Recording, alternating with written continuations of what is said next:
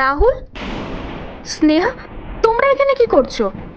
ও ও কিছু না, ওই ওপরে একটা আরশোলা ছিল তো, আর তুমি তো আরশোলাতে খুব ভয় পাও, ওই জন্য ওটা তাড়িয়ে দিচ্ছিলাম। বেডরুমে আরশোলা কোথা থেকে আসলো? কই দেখি তো। বৌদি, আমি আর দাদা না বাইরে যাচ্ছি। তোমরা বাইরে কোথায় যাচ্ছ? জিয়া, আসলে আমার না একটা বিজনেস মিটিং আছে, তুমি তো ঘুমাচ্ছিলে ওই জন্য তোমাকে বলা হয়নি। স্নেহাকে বলেছি, আর ও আমাকে বললো ওনাকে একটা ফ্রেন্ডের বাড়িতে যাবে। আমার তো 3 দিন লাগবে, আর ওর নাকি 1 সপ্তাহ। হ্যাঁ দাদা। আহ, আমি যাওয়ার সময় স্নেহাকে ওর ফ্রেন্ডের বাড়িতে ছেড়ে দিয়ে আসবো। তুমি বাড়িতে একা থাকতে পারবে তো? হ্যাঁ পারবো, কিন্তু তোমরা এরকম হঠাৎ করে? আসলে হঠাৎ করেই ফোন এসেছিল, আর তুমি তো ঘুমাচ্ছিলে, ওই জন্য তোমাকে জাগাইনি। তোমার যদি কোনো প্রবলেম হয় তাহলে আমি স্নেহাকে মানা করে দিচ্ছি, ও এখানেই থেকে যাবে। তোমার যদি একা থাকতে প্রবলেম হয় ওই জন্যই জিজ্ঞাসা করছি। হ্যাঁ দাদা, তুই একদম ঠিকই বলেছিস। এত বড় বাড়ি, বৌদি মনে হয় একা থাকতে পারবে না, ভয় পাবে। তার চেয়ে বরং আমি এখানে থেকে যাই। আমি না হয় আমার বান্ধবীকে বলে দেবো যে আমি আসতে পারবো না, আমার বৌদিকে আমি এভাবে রেখে কি করে যেতে পারি। আরে না না, ওরকম কোনো ব্যাপার না, তুমি নিশ্চিন্তে যাও আর যতদিন ইচ্ছা ঘুরে এসো।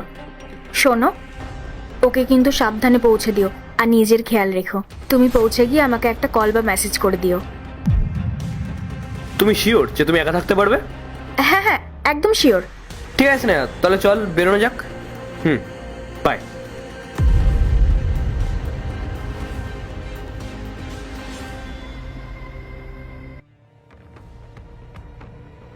দাদা, তুই এবার আমাকে পরিষ্কার করে বলতো, তুই আমাকে এখানে কেন আনলি?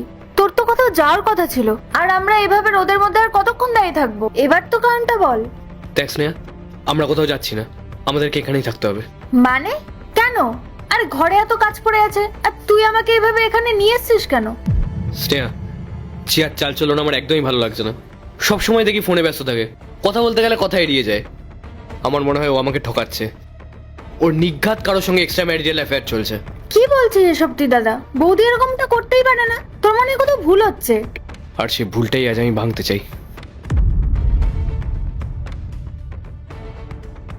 আমি আমার এই ফোনে আমার ওই ফোনের ক্যামেরার অ্যাক্সেস দিয়ে রেখেছি।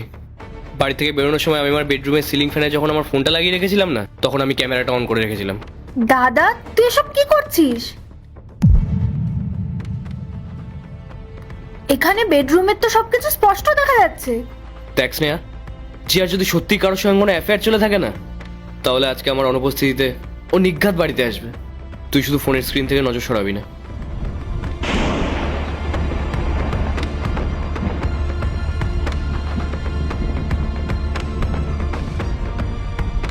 আরে, ওটা তো রনিত।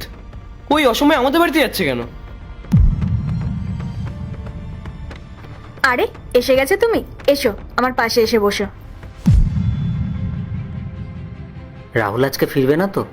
আরে না, তুমি একদম টেনশন করো না, ও এখন আর ফিরবে না। দাদা, ও তোর বন্ধু না? ও এখানে কি করছে? ও তো কখনো তোকে কল না করে আসে না। আমার মনে হয় আমার আপনজনরাই এখন আমাকে ঠকাচ্ছে।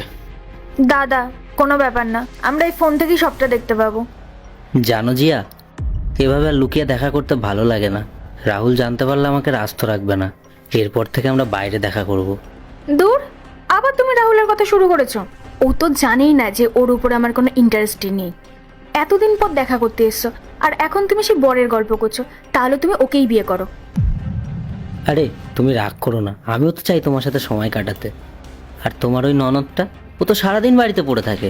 বিয়ে দিয়ে ওকে পাঠাও না, তাহলে তো তুমি আর আমি নিশ্চিন্ত হতে পারি। একদম ঠিক বলেছো তুমি। আমারও ওকে দু চোখে সহ্য হয় না। সুযোগ পেলেই রাহুলকে বলবো ওকে বিদায় করার কথা। যাই হোক, ওসব কথা এখন বাদ দাও তো। চলো আমরা দুজন মিলে এখন টাইম স্পেন্ড করি। দাদা, অনেকক্ষণ তো হলো ওরা ভেতরে গেছে, কিন্তু এই ভিডিওতে তো আর কিছুই দেখা যাচ্ছে না। ঘর তো পুরো নিস্তব্ধ। আমি জানি ও এখন বাড়ির ভেতরেই আছে, আর ওকে বাড়ি থেকে বের করার জন্য আমার কাছে একটা উপায় আছে। ওদের হাতে নাতে ধরার এটাই সব থেকে সেরা সুযোগ। কি করবি তুই? সোজা বাড়িতে যাবি? না, এখন গেলে ওরা সতর্ক হয়ে যাবে। দাঁড়া, আমার কাছে একটা উপায় আছে।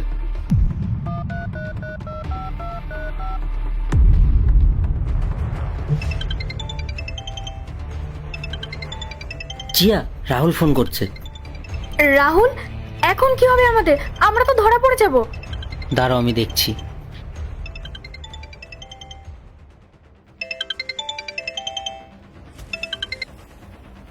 হ্যাঁ রাহুল বল, হঠাৎ কল করলি যে? হ্যাঁ রনিত, বলছি তুই এখন কোথায় রে? আমি আমি তো এখন কাজে, একটু বাড়ির থেকে দূরে আছি রে। একদম মিথ্যে কথা বলবি না রনিত। আমি খুব ভালো করে জানি যে তুই আমার বাড়িতে এখন বসে আছিস। আমার বাড়ির সিসিটিভি ক্যামেরাটা কি তোর চোখে পড়েনি? ও আচ্ছা, না না তুই ভুল বুঝছিস আমাকে, আসলে আমি বলছিলাম যে চুপ কর। আমার অনুপস্থিতিতে আমার বাড়িতে ঢুকে তুই যে নোংরামিটা করছিস, সেটা যদি আমি পুলিশকে জানি না, তাহলে তোর গার্লফ্রেন্ড আর তোর কেরিয়ার দুটোই শেষ হয়ে যাবে। শোন, আমি জাস্ট একবার পুলিশকে ফোন করব, তারপর দেখবি পুলিশ এসে হাত করা পড়িয়ে তোকে এখান থেকে নিয়ে যাবে। তারপর তুই ভাব তোর পাশে বসা মেয়েটার কাছে কোথায় যাবে তোর সম্মান। প্লিজ রাহুল এরকম করিস না, পুলিশ ডাকিস না প্লিজ, তুই যা বলবি আমি তাই করব। গুড, তুই পুলিশের হাত থেকে বাঁচতে পারিস, তার জন্য তোকে আমার একটা কাজ করতে হবে। শোন, আমার ওয়াইফ হয়তো ঘরের ভেতরেই আছে, ও যেন কোনো সন্দেহ না করে। তুই ওর সাথে এমনভাবে কথা বল কিংবা ওকে এমনভাবে বোঝা যাতে তোরা দুজন মিলে আমার ঘরে সিলিং ফ্যানের নিচে গিয়ে বসতে পারিস। কিন্তু কেন, ফ্যানের নিচে কেন? কারণটা তোর না জানলেও চলবে, তবে হ্যাঁ, আমার বোঝানো একদম সন্দেহ না করে যে তোরা ইচ্ছে করে আমার ঘরে সিলিং ফ্যানের নিচে গিয়ে বসে আছিস।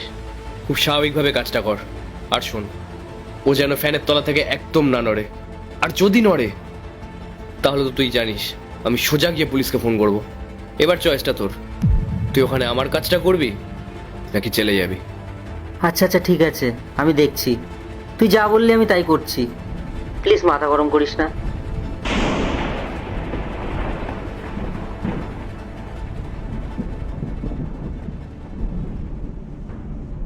কি হলো?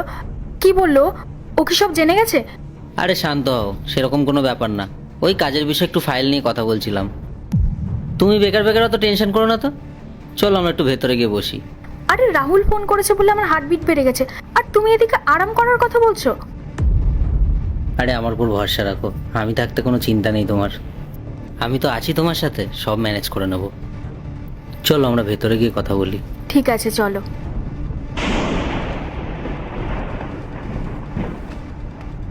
যাই বলো রনিত, আজকের মতো কিন্তু খুব জোর বেঁচে গেছি। আমি থাকতে কোনো চিন্তা নেই তোমার, অনেক তো রাহুলের গল্প হলো, এতদিনে একবারও কি আমার কথা তোমার মনে পড়েনি?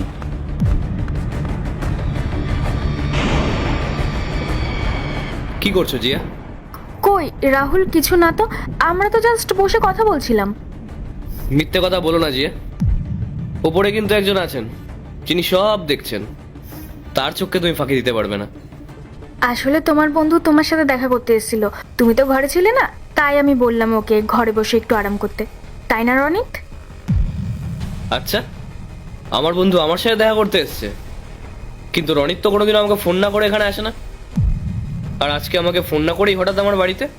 তোমরা হয়তো আমার কথাটা ঠিক মতন খেয়াল করোনি।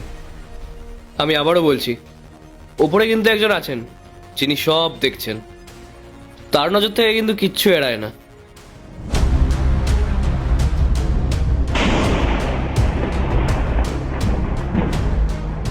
তোমাদের করা প্রতিটা মুহূর্তের কীর্তিকলাপ ওই ফোনে রেকর্ড হয়ে গেছে।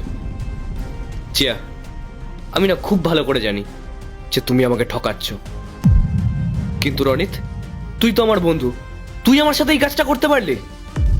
যাকে আমি এতটা ভালোবাসতাম আজকে তারাই আমার সাথে এরকম ভাবে বেইমানি করলো। আরে কেন করলে আমার সঙ্গে তোমরা এরকম? কি কমতি ছিল আমার ভালোবাসায়? বৌদি, তুমি দাদার ভালোবাসার যোগ্যই না। দাদা দিনরাত খাটতো শুধুমাত্র তোমাকে ভালো রাখার জন্য, আর তুমি সেই দাদাকেই চিট করলে। আর রনিত দা, নিজের ছোটবেলার বন্ধুর সাথে এরকম করতে তোমার একবারও বিবেকে বাঁধলো না?